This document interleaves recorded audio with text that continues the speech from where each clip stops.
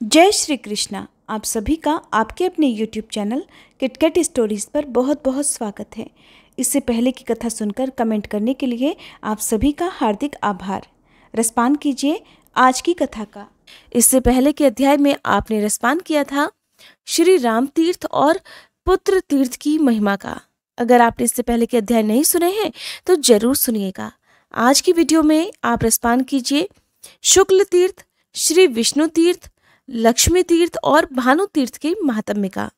इन अध्यायों को सुनते समय आपने एक शब्द सुना होगा, पुरोडाश। पुरोडाश का अर्थ होता है खीर, जो देवताओं के लिए बनाई जाती है। शुक्ल तीर्थ मनुष्यों को सभी प्रकार की सिद्धि प्रदान करने वाला है। उसके स्मरण मात्र से संपूर्ण अभीष्ट वस्तुओं की प्राप्ति होती है। भरद्वाज नाम से विख्यात एक बड़े धर्मात्मा मुनि थे। उनकी पत्नी का नाम पैठीनसी था।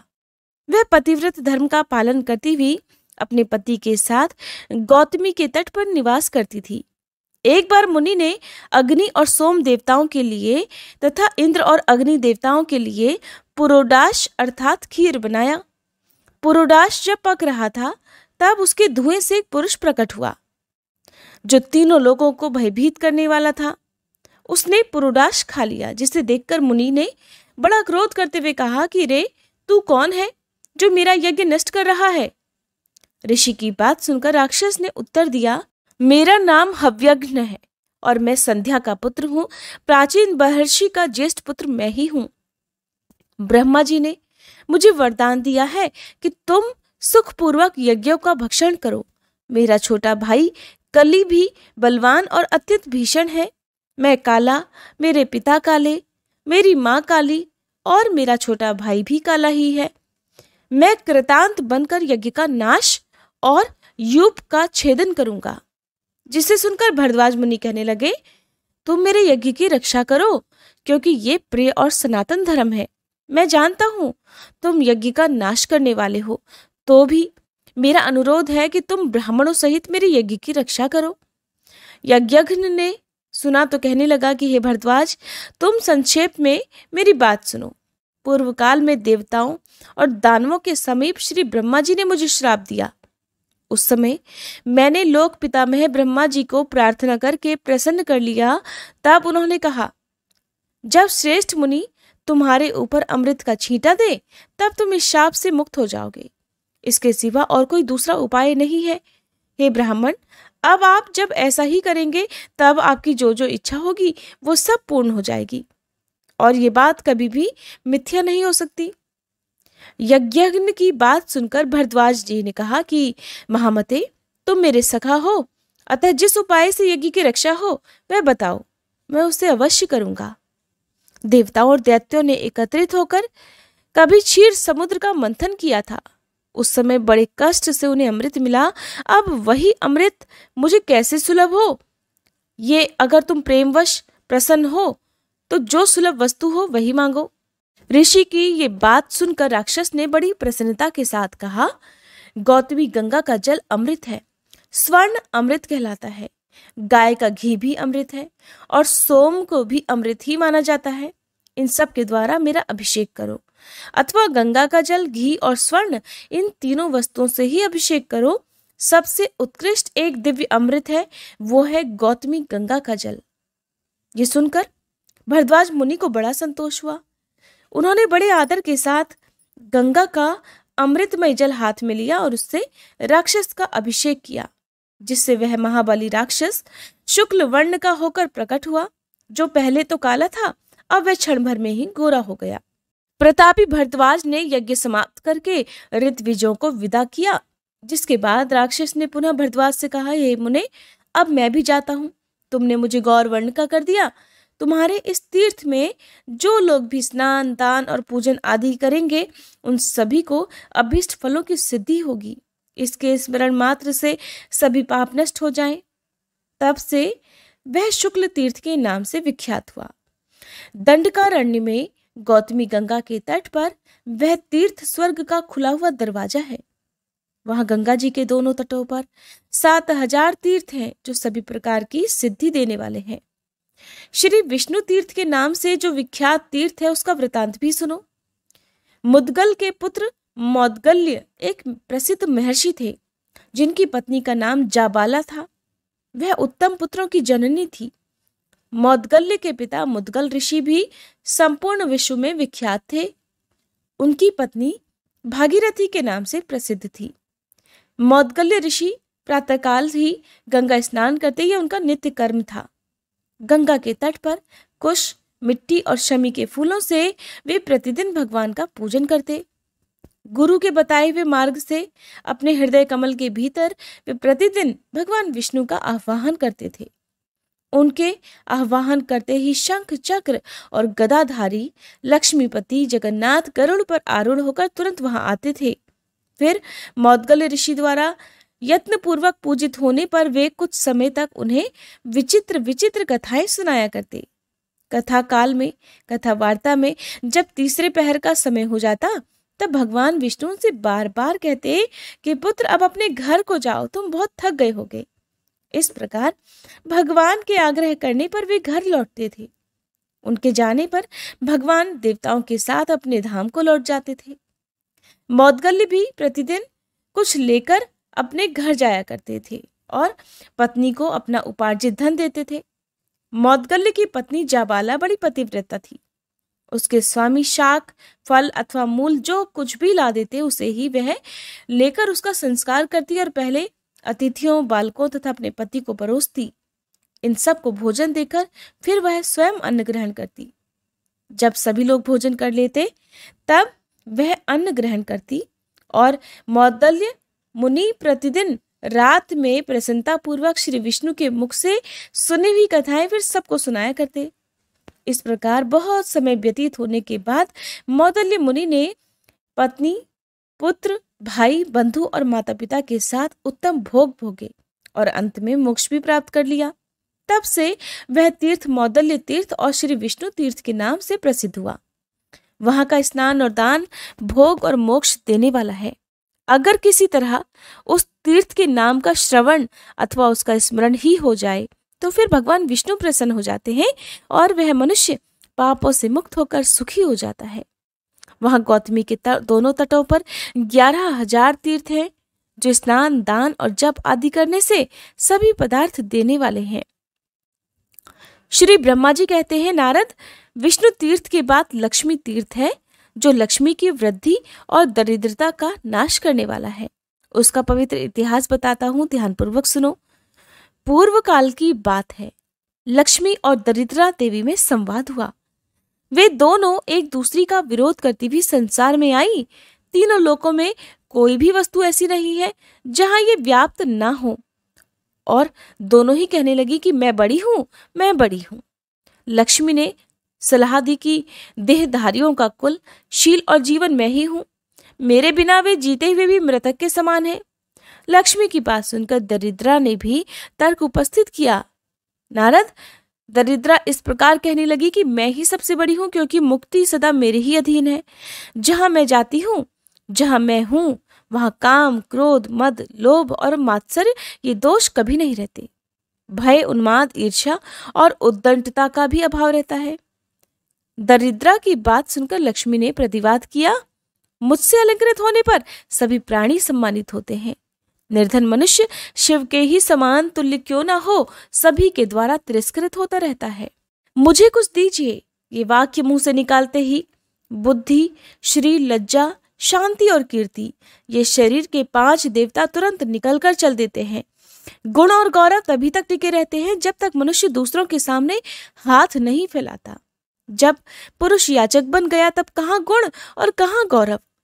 जीव तभी तक सबसे उत्तम समस्त गुणों का भंडार और सभी लोगों का वंदनीय रहता है जब तक वह दूसरे से याचना नहीं करता। प्राणियों के लिए निर्धनता सबसे बड़ा कष्ट और बड़ा पाप है, क्योंकि निर्धन मनुष्य को न तो कोई आदर देता, न उससे बात करता और न उसका स्पर्श ही करना चाहता है। अतः दरिद्रे, मैं ही श्रेष्ठ हूं। तू मेरी बात कान खोलकर सुन ले। लक्ष्मी का ये दर्पयुक्त वचन सुनकर दरिद्रा बोली, लक्ष्मी, मैं बड़ी हूं ये बारंबार कहते हुए तुझे लज्जा नहीं आती? तू श्रेष्ठ पुरुषों को छोड़कर सदा पापियों में ही रमती रहती है। जो तेरा विश्वास करता है, तू उसके साथ वंचना करती है, फिर बड़ी बड़ी डींगे कैसे हाँक रही है? तेरे मिलने पर मनुष्य को जैसा भारी पश्चाताप सहना पड़ता है, वैसा उसे सुख नहीं मिलता। मदिरा पीने से भी पुरुष को वैसा भयंकर नशा नहीं होता जैसा तेरे समीप रहने मात्र से विद्वानों को भी हो जाता है। लक्ष्मी, तू सदा प्रायः पापियों के साथ ही क्रीड़ा करती है। मैं योग्य और धर्मशील पुरुषों में सदा निवास करती हूँ। भगवान शिव और श्री विष्णु के भक्त, कृतज्ञ, महात्मा, सदाचारी, शांत, साधु, विद्वान, शूरवीर और बुद्धि वाले श्रेष्ठ पुरुषों में मेरा निवास है। अतः श्रेष्ठता तो सदा मुझ में ही है। तेजस्वी ब्राह्मण, व्रतपरायण सन्यासी और निर्भय मनुष्यों के साथ मैं रहा करती हूँ कि तू कहाँ रहती है ये भी सुन ले। पाप परायण, राज कर्मचारी, निष्ठुर, खल, चुगलखोर, लोभी, विकृतांग, शठ, अनार्य, कृतघ्न, धर्मघाती, मित्रद्रोही, अनिष्टकारी तथा हृदयहीन मनुष्यों में ही तेरा निवास है। इस तरह विवाद करती हुई वे दोनों मेरे पास आई। नारद, मैंने उनकी बात सुनी और इस प्रकार कहा कि पृथ्वी तथा आप अर्थात जल, ये दोनों देवियां मुझसे ही प्रकट हुई हैं। स्त्री होने के कारण वे स्त्री के विवाद को समझ सकती हैं और कोई नहीं समझ सकता। उनमें भी जो कमंडलू से प्रकट होने वाली नदियां हैं वे श्रेष्ठ हैं। उन सरिताओं में भी गौतमी देवी तो सर्वश्रेष्ठ हैं। अतः वे ही तुम्हारे विवाद का निर्णय करेंगी, वे ही सबकी पीड़ाओं को हरेंगी और सभी के संदेहों का निवारण करने वाली हैं। मेरे कहने से वे दोनों पृथ्वी और जल के पास गईं और उन सबको साथ लेकर फिर गौतमी देवी के पास पहुंची। भूदेवी और आपोदेवी ने अर्थात जल देवी ने गौतमी से लक्ष्मी और दरिद्रा का विवाद स्पष्ट रूप से कह सुनाया। उन दोनों के विवाद को समस्त लोकपाल पृथ्वी और जल ये मध्यस्थ की तरह सुन रहे थे। उस समय गंगा ने दरिद्रा से कहा, ब्रह्मश्री, तपश्री, यज्ञश्री, कीर्ति, धनश्री, यशश्री, विद्या, प्रज्ञा, सरस्वती, भोगश्री, मुक्ति, स्मृति, लज्जा, धृति, क्षमा, सिद्धि, तुष्टि, पुष्टि, शांति, जल, पृथ्वी, अहम शक्ति, औषधि, श्रुति, शुद्धि, रात्रि, द्युलोक, आशी, स्वस्ति, व्याति, माया, उषा, शिवा आदि जो कुछ भी संसार में विद्यमान है वे सब लक्ष्मी जी के द्वारा व्याप्त हैं। ब्राह्मण, धीर, क्षमावान, साधु, विद्वान, भोग परायण तथा मोक्ष परायण पुरुषों में जो जो रमणीय अथवा सुंदर है वह सब लक्ष्मी का ही विस्तार है। अधिक सुनने से क्या लाभ, समस्त जगत लक्ष्मीमय ही है। जिस किसी व्यक्ति में जो कुछ भी उत्कृष्ट वस्तु दिखाई देती है वह सब लक्ष्मीमय है। लक्ष्मी से शून्य कोई वस्तु नहीं। दरिद्रे, क्या तू इन सुंदरी लक्ष्मी देवी के साथ स्पर्धा करती हुई लज्जित नहीं होती? जा, चली जा यहां से। तब से गंगा का जल दरिद्रा का शत्रु हो गया। तभी तक दरिद्रता का कष्ट उठाना पड़ता है जब तक गंगा जी का सेवन न किया जाए। तब से लक्ष्मी तीर्थ अलक्ष्मी नाशक हो गया। वहां स्नान और दान करने से मनुष्य लक्ष्मीवान तथा पुण्यवान होता है। हे महामते, वहां देवताओं तथा ऋषियों मुनियों द्वारा सेवित 6000 तीर्थ हैं जो सब के सब सिद्धि प्रदान करने वाले हैं। उसके बाद विख्यात भानु तीर्थ है जो मनुष्यों को सभी प्रकार की सिद्धि देने वाला है। वहां का वृतांत महापातकों का नाश करने वाला है। उसे बतलाता हूं, सुनो। शर्यती नाम से विख्यात एक परम धर्मात्मा राजा थे। उनकी पत्नी का नाम स्थविष्ठा था। रानी इस भूतल पर सबसे सुंदरी थी। संयमी पुरुषों में श्रेष्ठ विश्वामित्र कुमार ब्रह्म ऋषि मधुच्छंदा राजा शर्यती के पुरोहित थे। एक समय की बात है, वीरवर राजा शर्यती अपने पुरोहित को साथ लेकर दिग्विजय के लिए निकले। राजा संपूर्ण दिशाओं पर विजय पाकर लौटते समय मार्ग में सेना का पड़ाव डाला गया। उस समय उन्होंने अपने पुरोहित को उदास देखा तो पूछा, विप्रवर, आप इतने खिन्न क्यों हैं? मैंने तो पृथ्वी को जीता और बड़े बड़े राजाओं पर विजय पाई। ये तो महान हर्ष का अवसर है और ऐसे खुशी के अवसर पर आप दुखी हो रहे हैं। सच सच बताइए, क्या कारण है? तब मधुच्छंदा ने राजा को संबोधित करके कहा कि राजन, जब एक पहर दिन रहेगा तब हम लोग यात्रा करेंगे। इसी में रात आधी बीत जाएगी। उधर इस शरीर की स्वामिनी मेरी प्रियतमा काम के वशीभूत होकर मेरी राह देखती है। उसका स्मरण करके मेरा शरीर सूखा जा रहा है। काम जनित विकार उत्पन्न होने पर वह कमल के समान मुख वाली सुंदरी जीवित तो मिलेगी ना। ये सुनकर राजा हंस पड़े और पुरोहित से कहने लगे, ब्राह्मण, आप मेरे गुरु और मित्र हैं, फिर आप अपने आप को बार बार विडंबना में क्यों डाल रहे हैं? संसार का सुख तो क्षणभंगुर है, उसमें आप जैसे महात्माओं की आस्था कैसी? मधुच्छंदा बोले, हे राजन, जहां पति पत्नी दोनों एक दूसरे के अनुकूल रहते हैं, वहीं धर्म, अर्थ और काम की वृद्धि होती है। अतः अपनी पत्नी के प्रति यह अनुराग दूषण नहीं, भूषण ही मानना चाहिए। फिर राजा विशाल सेना के साथ अपने देश में आए। उन्होंने पत्नी के प्रेम की परीक्षा लेने के लिए नगर से यह संदेश भेज दिया कि राजा शरियाती दिग्विजय के लिए गए थे। वहां एक राक्षस पुरोहित सहित राजा को मारकर रसातल में चला गया। दूत के मुख से यह संदेश सुनकर रानी इसकी सत्यता का पता लगाने लगी, किंतु मधुच्छंदा की पत्नी ने तुरंत प्राण त्याग दिए। ये एक अद्भुत बात हो गई। दूतों ने उसकी मृत्यु का हाल महाराज से जाकर कहा, साथ ही रानियों की चेष्टा भी बताई, जिससे राजा को बड़ा विस्मय हुआ और दुख भी हुआ। उन्होंने दूतों से कहा कि तुम लोग जाकर ब्राह्मणी के शरीर की रक्षा करो और नगर में ये बात फैला दो कि राजा अपने पुरोहित के साथ राजधानी में आ रहे हैं।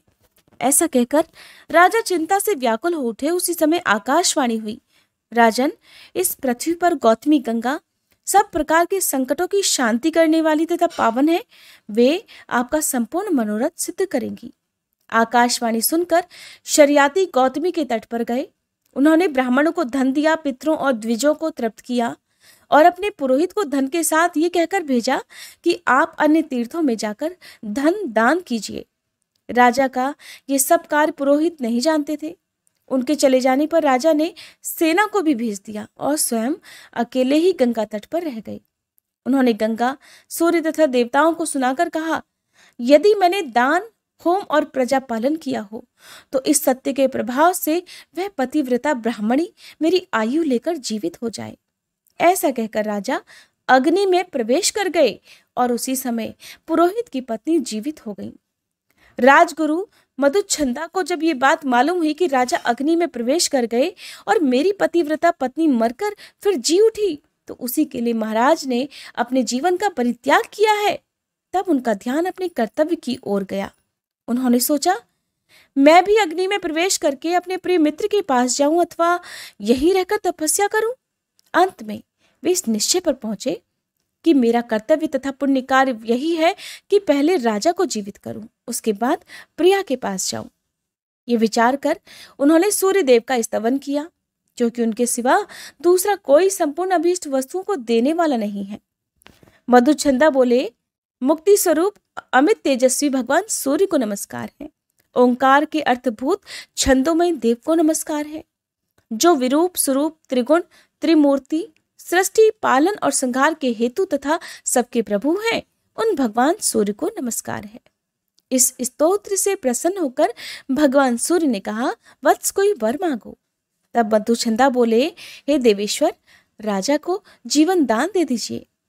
प्रिय वचन बोलने वाली मेरी पत्नी को भी जीवित रखिए और मुझे तथा राजा के लिए भी उत्तम पुत्र प्रदान कीजिए। जगदीश्वर भगवान सूर्य ने रत्नमय आभूषणों से विभूषित राजा शरियाती को जीवित करके दे दिया।